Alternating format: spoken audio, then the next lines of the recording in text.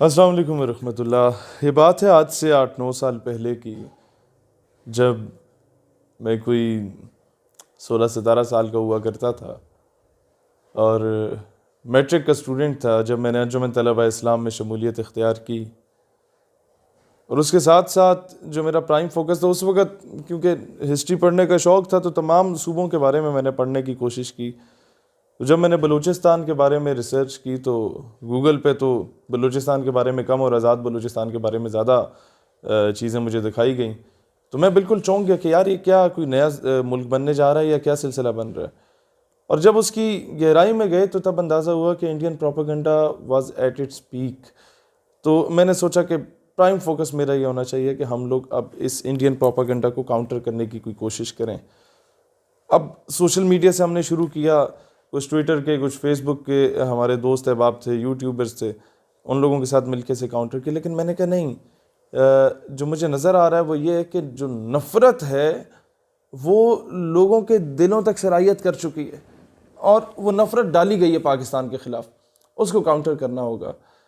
मैंने वफाकी उर्दू यूनिवर्सिटी इस्लामाबाद और नेशनल प्रेस क्लब इस्लामाबाद और इसके साथ साथ करते करते पूरे पाकिस्तान में ऐसे सेमिनार्स कराए, रैलियाँ, जलसे वगैरह कराए, जिसमें मैंने कोशिश की कि ऐसे बलूचिस्तान के हीरों को बुलाया जाए जो कि आपस में तो सियासी इख्तिलाफ रखते हैं लेकिन पाकिस्तान के लिए हमेशा कुर्बानी देने को तैयार हैं।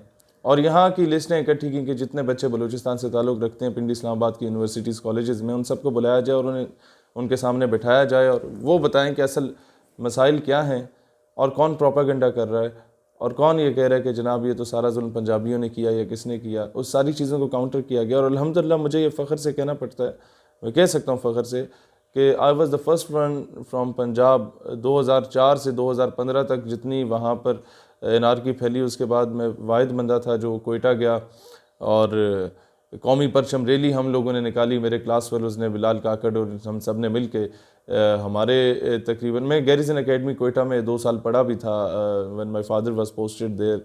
ये 2005-06 की बात थी। तो सारे पुराने दोस्त जो थे, कोई वहाँ पर पॉलिटिकल फैमिली से भी ताल्लुक़ रखते थे। तो बाद में हम सारे जब बड़े हो गए, कोई 17-18 साल के हो गए, तो हम लोगों ने सोचा कि वहाँ पर इस तरह की रैली निकालें कि उसमें पश्तून, बलोच, पंजाबी, सिंधी और ये सारे कश्मीरी, बल्तिस्तानी सब इकट्ठे हों।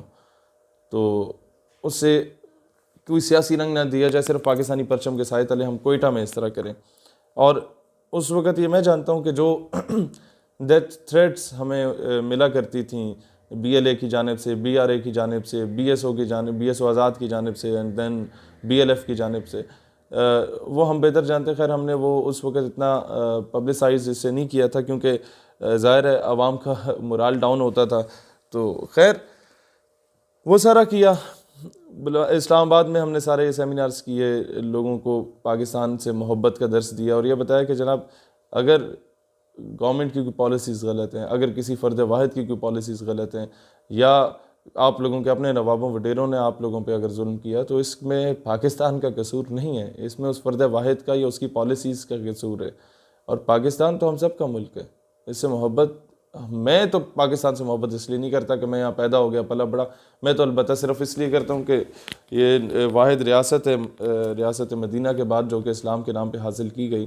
तो मुझे तो इससे अकीदत और मोहब्बत रसूलुल्लाह अलैहिस्सलाम के निस्बत से है। नाउ कमिंग फॉरवर्ड, वो दिन भी था जो मेरी ज़िंदगी की ख्वाहिश थी कि डेरा बुगटी में सुई का इलाका, जहाँ सबसे ज़्यादा एनार्की किसी दौर में हुआ करती थी, वहाँ पर मगरिब के बाद कोई बाहर निकल नहीं पाता था। रात को 11 बजे हम लोगों ने वो जलसा प्रोलॉन्ग किया, 11-12 बजे तक, पाकिस्तान जिंदाबाद के नाम से। जहाँ 4-5 हज़ार वोट लेके किसी दौर में लोग MP MNA बना करते थे, वहाँ 7 हज़ार लोगों का, सिर्फ मर्दों का वहाँ जलसा हुआ। और अल्हम्दुलिल्लाह पाकिस्तानी परचमों के साथ आए, किसी सियासी जमात के परचमों के साथ लोग नहीं आए। और मुझे अब भी याद है चीफ़ ऑफ बुगटी जान बुगटी भाई ने मेरी दस्तारबंदी भी की, वो बलोच दस्तार पहनाई मेरे सर पे।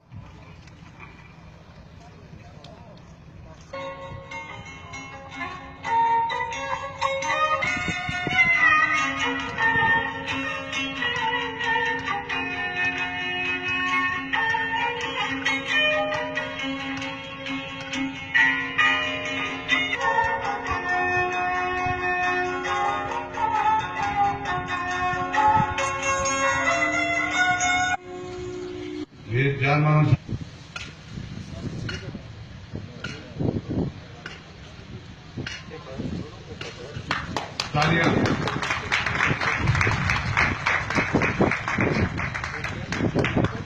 और इंशाअल्लाह ताला मैं इसकी पूरी लाज रखूँगा और वो हमारी लाज रखेगी।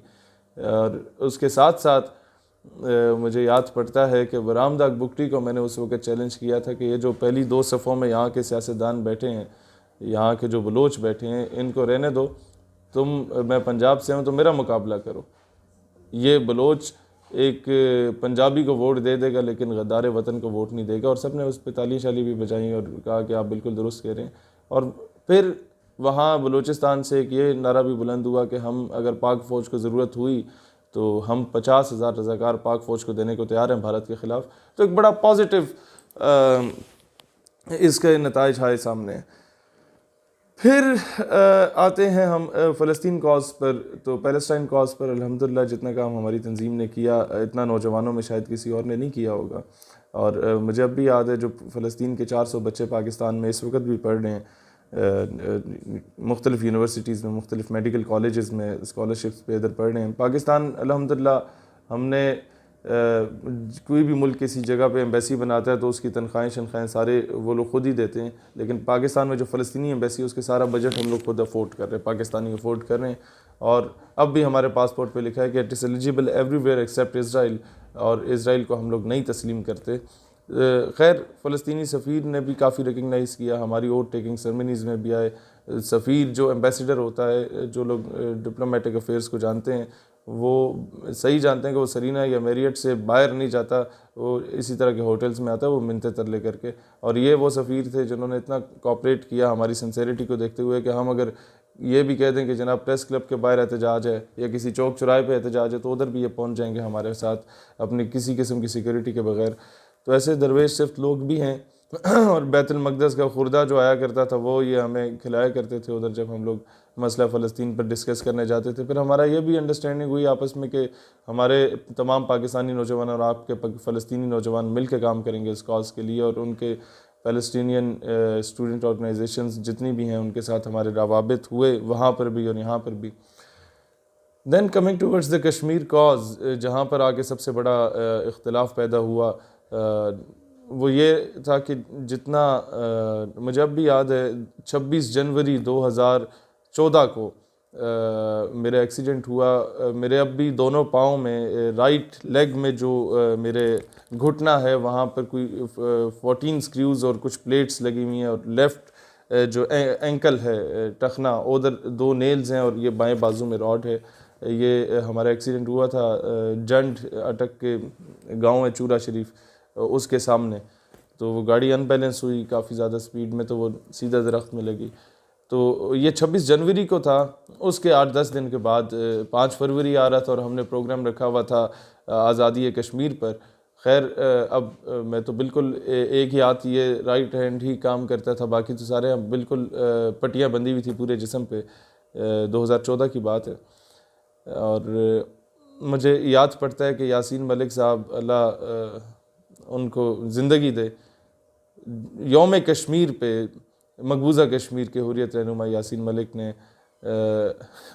हम कश्मीर से ज़ारी यकजहती करते रहे बचपन से। उस दिन उन्होंने 5 फरवरी को, मैं प्रोग्राम में तो ना जा सका, अलबत्ता यासीन मलिक की बेगम साहिबा मिशाल मलिक बहन, उनकी छोटी सी बेटी थी तब 1-2 साल की, वो और उनकी जो वालदा थी, ये तीनों शख्सियात वहाँ तशरीफ़ लाई। और मैं समझता हूँ कि उस दिन मुझे अंदाज़ा हुआ कि यार कितना ज़्यादा ये लोग कॉज के साथ सिंसियर हैं कि नज़रियाती लोगों को ये नहीं छोड़ते। फिर मज़ीद आगे बढ़ते हैं तो कुछ महीने में व्हील चेयर पर रहा, 3-4 महीने। उन दिनों में काफ़ी ज़्यादा दहशतगर्दी होना शुरू हो गई और हम लोगों ने जान हथेली पे रख के जितना हम लोगों ने काम किया उस दिनों में, पाकिस्तान के नज़रियाती असास का दिफा करने के लिए, पाकिस्तान से मोहब्बत का एलिमेंट उजागर करने के लिए, तमाम तर दहशतगर्दाना क़ुव्वतों के ख़िलाफ़ हम लोग लड़े, एक किस्म का नज़रियाती जंग लड़ी हमने। तो फिर जो धमकियों का एक सिलसिला BLA की जानिब से था वो TTP की जानिब से भी इनडायरेक्टली शुरू हो गया। और मैं वो चीज़ एक्सप्लेन नहीं करना चाहता कि जो हम लोग चिराट में जा रहे थे, कुछ दोस्त वगैरह जितने फ़ौजियों के बच्चे चचे हैं, तो रास्ते में हमारे साथ क्या होने वाला था और अल्लाह ने हमारी जान बचाई। लेकिन मैं मज़ीद आगे आता हूँ कि कश्मीर कॉज पे जब मैंने देखा कि यार मकबूजा कश्मीर के लोगों के साथ हमारा रब्ता होना शुरू हो गया, मैं उम्रे पे गया पहली बार, तो 2 बार वहाँ भी गिरफ़्तार हो गया, क्योंकि पाकिस्तान से ज़्यादा जो लोग मुझे मिलने आते थे वो इंडियन मुस्लिम्स होते थे और सीने लग के रो पड़ते थे, कहते कुछ नहीं थे। और खैर वहाँ हमने 12 रबीउल अव्वल को रैली भी निकाल ली थी, तो उस वजह से भी गिरफ़्तारी हुई। और जो दर्द और दुख मुझे वहाँ पर महसूस हुआ मकबूजा कश्मीर के लोगों की, क्योंकि बराह रास्त मेरी उनसे वहाँ मुलाकात हुई। फिर वहाँ से जो कुछ हमारे जवान तशरीफ़ लाते थे मकबूजा से किसी न किसी तरीके से, तो उनसे जब मुलाकातें होती थी तो वो उनसे भी और फ़लस्तीनियों से भी, तो वो एक ही बात कहते थे। मैं जब कहता था यार कोई हम हेल्प आउट आपकी कर लें, कोई चंदा शंदा इकट्ठा कर लें, तो मुझे कहते शहीद साहब व्हाट डू यू थिंक, कि हम लोग भूखे मर रहे हैं या प्यासे मर रहे हैं या नंगे मर रहे हैं? हमें आपके चंदे की ज़रूरत नहीं है, हमें आपकी बंदूक की ज़रूरत है। अपने हुक्मरानों से कहिए कि अमली तौर पे कुछ करें, वहाँ लोग मर रहे हैं। खैर वहाँ से जब हमने ये कहना शुरू किया कि जनाब अब कश्मीर वाकई पाकिस्तान की शहरक है, तो शहरक को तो काटा जा रहा है और उसको बचाने के लिए इंडिया की गोली का जवाब हमें गोली से देना होगा। हमें अक़वाम मुत्तहिदा के चरणों में बैठ के मिन्नतें नहीं करनी होंगी, हमें अमेरिका के गिट्टों में बैठ के कश्मीर की जंग नहीं लड़नी होगी, हमें हकीकी मायनों में कश्मीरियों के लिए कुछ करना होगा। तो वो लोग जो कि रज़ाई से कभी नहीं निकले और फेसबुक इस्तेमाल करते रहे, उन लोगों ने हम पे गद्दारी के ठप्पे भी लगा दिए। खैर हम फिर भी उनकी इज़्ज़त करते हैं, क्योंकि ये इनमें से कई ऐसे लोग हैं जिनकी वजह से पाकिस्तान को फ़ायदा भी बहुत ज़्यादा हुआ, क्योंकि इन लोगों ने दुश्मन के प्रोपेगेंडास को काउंटर भी किया। लेकिन दुख इस बात का होता है कि आज हमें लोग कहते हैं कि पता नहीं पैराशूटर्स हैं अचानक सामने आ गए। ये 2020 है और मैं जब उठा था वो 2012-13 का वक्त हुआ करता था, और उस वक़्त कोई ऐसी बात करने वाला नौजवान नहीं होता था। उस वक़्त जितनी तलबा तंजीमात भी बनी थी आपस में लड़ने का काम करती थी, और मुझे फ़ख्र है इस बात पे कि तमाम तलबा तंजीमात, चाहे किसी भी सियासी या मसलकी या मज़हबी जमात से उनका ताल्लुक़ हो, मेरे साथ उनके बहुत अच्छे ताल्लुकात रहे और अब भी हैं। अब तो खैर स्टेट यूथ पार्लियामेंट के अलाइंस में सारे इनके स्टूडेंट लीडर्स जो क्रीम है उन्हें हमने ऑन बोर्ड लिया, वो शामिल हैं। पाकिस्तान के लिए मैं समझता हूँ जो कुछ हम लोगों ने किया वो कोई पाकिस्तान इसका मकरूज़ नहीं था, ये हम पे कर्ज था कि जो माएँ बहनें बेटियाँ उस वक़्त कुएं में छलांग लगा देती थीं अपनी इज़्ज़त बचाने के लिए at the time of partition, जिन माओं ने अपने ज़ेवरात बेचे थे, वो बेटी जो अपने बूढ़े बाप के साथ वो जवान बेटी आ रही थी और उसके बाप को रस्सियों से जकड़ लिया और उसके सामने कुफार ने उसकी बेटी की इस्मत गिरी की 1947 में, और उसकी छाती काट के उसे उसके बाप की गोद में फेंक दी, और बेटी अपनी ज़िंदगी की आखिरी सांसें ले रही थी और कह रही थी कि अब्बा पाकिस्तान को मेरा सलाम कहना। ये चीज़ें जब मुझे लोग आके बताते हैं ना, तो हमसे सोया नहीं जाता। अक्सर सारी सारी रात जागते रहते हैं और ये सोचते रहते हैं यार इस मुल्क के लिए क्या कर सकते हैं हम, अपने मज़हब के लिए क्या कर सकते हैं हम। लेकिन अफसोस इस बात का होता है कि फिर अगर आपको किसी बात से हमें इख्तलाफ रहता है तो आप आके गद्दारी के ठप्पे लगा देते हैं। देखिए सच को हमें तस्लीम करना चाहिए। आफिया सिद्दीकी को बेचा गया, तस्लीम करो, ना छुपाओ झूठ को। वो कौम की बेटी है, उसकी जगह तुम्हारी माँ बहन बेटी को भी बेचा जा सकता था। फिर क्या करते?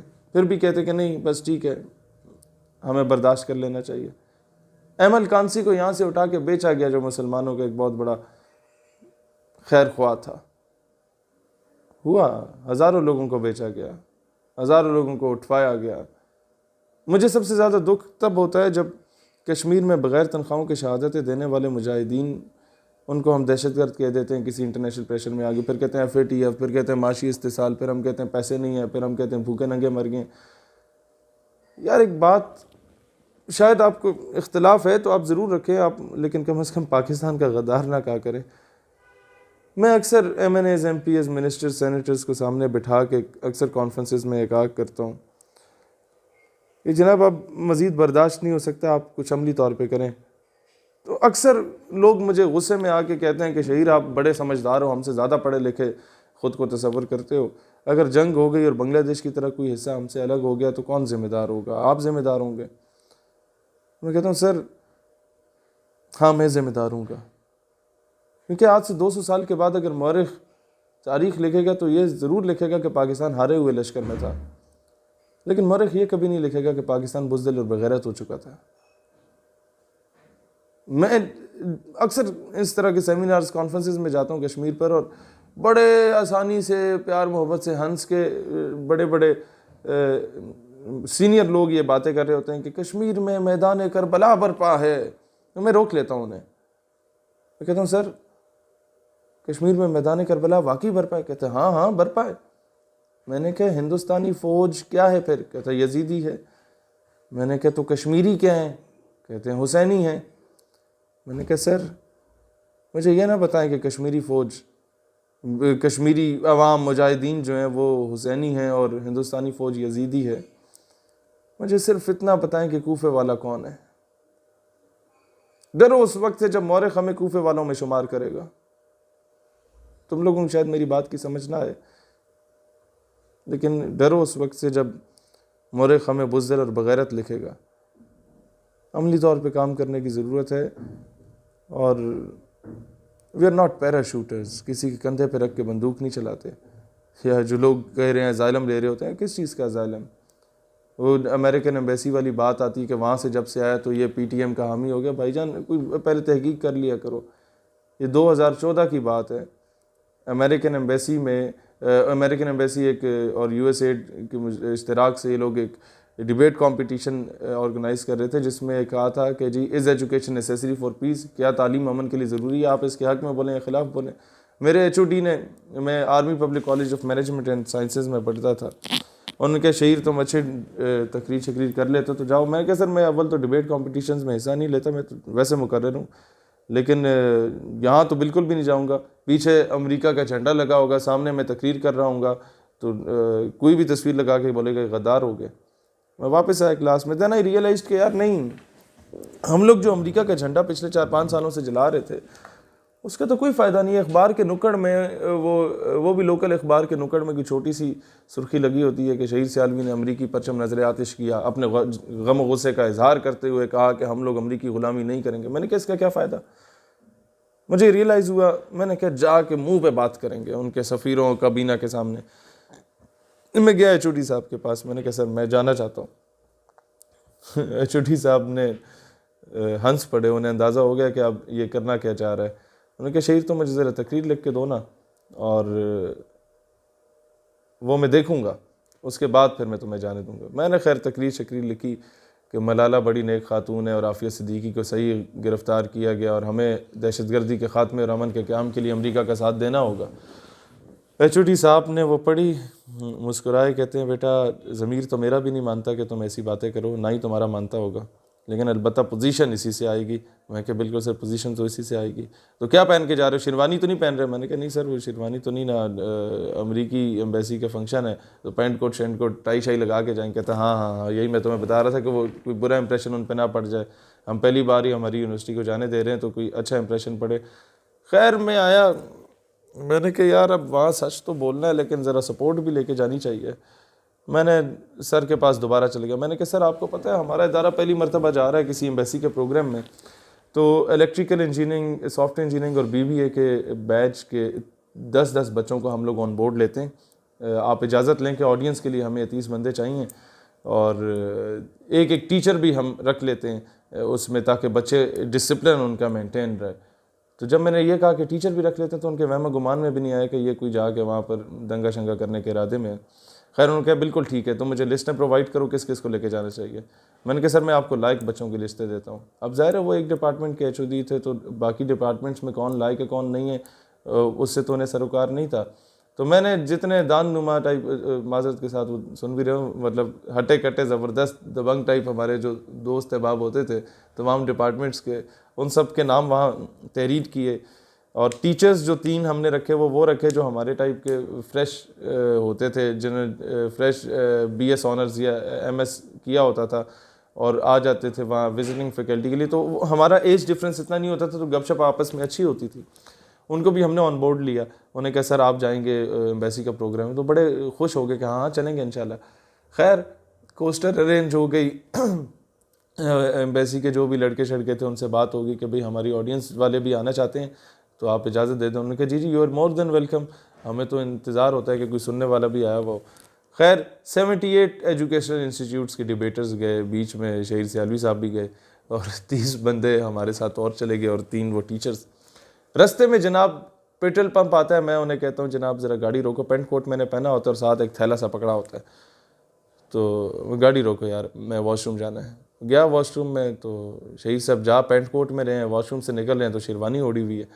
तो वो कहते हैं यार ये क्या चक्कर है। मैंने कहा यार गाड़ी में बैठो फिर बताता हूँ। अभी हमारी यूनिवर्सिटी से जो नेशनल लाइब्रेरी जहाँ पर एम्बेसी अपना प्रोग्राम करा रही थी, उसका सफ़र कोई है 25-30 किलोमीटर का, तो घंटा लग ही जाता है। इस्लामाबाद पिंडी की सड़कों पर रश भी होता है। तो रास्ते में मैंने उन्हें कहा यार चक्कर ये है कि जो तकरीर मैंने कल सर को सुनाई थी और तुम लोगों को भी सुनाई थी, मैं वो तकरीर नहीं कर रहा। तो क्या कर रहे हो फिर? मैंने कहा यार मैं तो सच बोलने जा रहा हूँ आज, या आर होएगा या पार होएगा। कहते नहीं यार असी सारे कटे जाएंगे। मैंने कहा यार बात यह है कि अगर निकाले गए तो पाकिस्तान की ज़मीन बड़ी ज़रखेज़ है, और जब लोगों को यह पता चलेगा कि इन्होंने अमेरिका की आंखों में आंखें डाल के बात की हैं, तो तुम लोगों को अगर निकाला भी गया तो अच्छी अच्छी यूनिवर्सिटीज़ में लोग तुम्हें एडमिशन भी दिलवाएंगे और तुम्हारे अखराजात भी खुद अफोर्ड करेंगे। तो वो थोड़े से खैर उन्हें मैंने मुतमईन कर लिया और मैंने कहा बस मैं तकरीर शुरू करूँगा तो तुम लोगों ने जो है ना वो कर देने, सपोर्ट इस तरह करनी है कि किसी की ज़रूरत ना हो आके मुझे रोके। खैर मैं तकरीर करने गया, क्या तकरीर की वो आप देख लेंगे।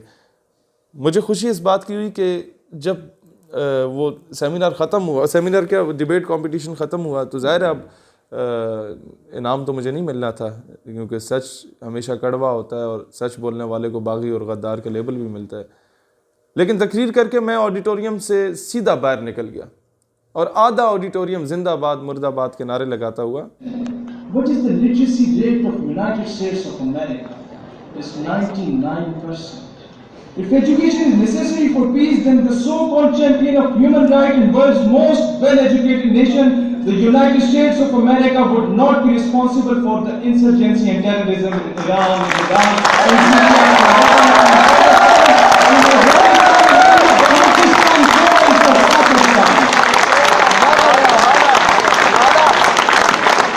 Yes, education is necessary for peace. But what kind of education?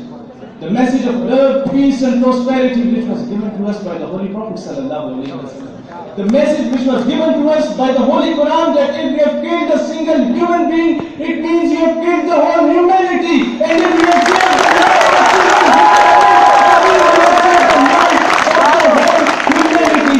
But unfortunately, the so-called international media, the so-called champions of human rights used to say, the so-called world's most well-educated and highly qualified people used to say that Muslims are responsible for the terrorism.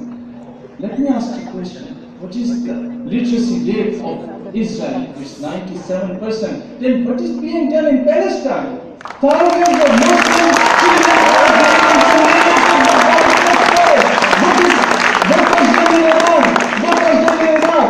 What was done in Syria? What is being done in Lebanon? What is being done in Burma? What is being done in Afghanistan? What is being done in Hyderabad, Dhaka and Gujarat? And what is being done in Indian occupied Kashmir? So, it has been proved that Muslims are not terrorists, rather they are being terrorized. बाहर निकल गया और मुझे फ़ख्र इस बात का हासिल है, इस तकरीर में आपने सुना होगा कि मैंने I am the first one जिसने अमेरिकन एम्बेसी के प्रोग्राम में नामूस रिसालत सल्लल्लाहु अलैहि वसल्लम के दिफा की बात की। For peace, then Charlie Hebdo of the most well-educated country, France, would not be responsible for the anarchy in the entire Muslim world. Then according to law of God, where you can't pinch and hurt the feelings of any religion, caste or creed, and according to the international blasphemy law, what do you say about the nation where patients are the most sensitive about their beloved Prophet sallallahu alaihi wasallam?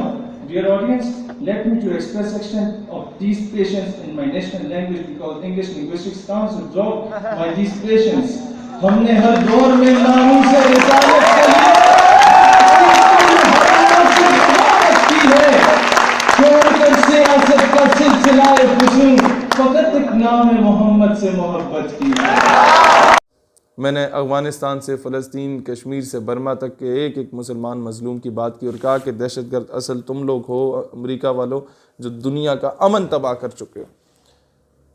खैर, जब मैं auditorium से बाहर निकला तो आधा auditorium नारे लगाते हुए बाहर आ गया। पोजीशन मेरे लिए वो नहीं थी कि वो फर्स्ट सेकंड थर्ड पोजीशन देते, वो तो देनी भी नहीं थी उन्होंने। पोजीशन मेरे लिए ये थी कि जो दूसरे स्कूल्स और कॉलेजेस और यूनिवर्सिटीज़ के टीचर्स और प्रिंसिपल्स आए हुए थे अपने बच्चों को लेके साथ, उन लोगों ने मेरा माथा चूमा था कि बेटा तुमने हक अदा किया, सच बोला। और मैं हमेशा एक तलकीन करता हूँ लोगों को कि सच बोला करें। खैर, इस पे लोगों ने बाद में, जिन लोगों ने तकरीर नहीं सुनी उनके लिए भी सुना देते हैं आपको, प्रोपेगेंडे भी किया, पता नहीं वहाँ से आ गया तो इसने क्या कर दिया। इसलिए मैं आवाम से कहता हूँ कि सुनी सुनाई बातों पे यकीन ना किया करें। आप लोग तहकीक कर लिया करें कि यार अगला बंदा कितना ख्वार हुआ है। मुझे याद है कि जून जुलाई की सख्त गर्मी हमने सिबी, डेरा बुगटी के सहराओं रेगिस्तानों में गुजारी है। और मुझे याद है कि इस्लामाबाद की सर्द रातों में हम लोगों ने जनवरी की और दिसंबर की रातें गुजारी हैं। और इस तरीके से जाके हमारी नज़रियाती टीम बनी है। किसी के हमने बूट पॉलिश करके या किसी के कंधे पे बंदूक रख के या किसी के मिन्नतें तरले करके या किसी की गोद में बैठ के हम इस मकाम तक नहीं पहुँचे जिस तरह लोग हुकूमतों में पहुँचते हैं।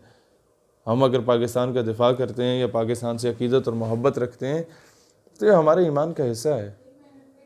हमारी मोहब्बत किसी के मोहताज नहीं है कि हम लोग किसी से NOC लेके। और यही बात सिर्फ मैं कहूँगा कि हमें पाकिस्तान से वफादारी के सर्टिफिकेट किसी से नहीं चाहिए। ये जो सर्टिफिकेट बांट रहे होते हैं, हम इनसे ज़्यादा बड़े मुहिब वतन हैं। हम बग़ैर तनख्वाहों के काम कर रहे हैं इस मुल्क के लिए। हम मोहब्बत और प्यार नहीं करते पाकिस्तान से, हम इश्क करते हैं पाकिस्तान से।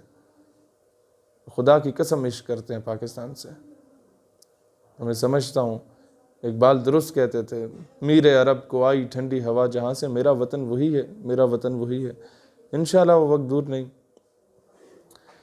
जो मुल्क सुपर पावर बनेगा इंशाल्लाह। और इंशाल्लाह हमें पूरी उम्मीद है कि ग़ज़वा हिंद होती है तो हम उसके एक अदना से मुजाहिद ज़रूर बनेंगे इंशाल्लाह ताला। इस कौम को तैयार करने और अपने मुल्क के लिए, अपने मज़हब के दिफा के लिए हम हमेशा तैयार रहेंगे इंशाअल्लाह ताला। पाकिस्तान हमेशा जिंदाबाद।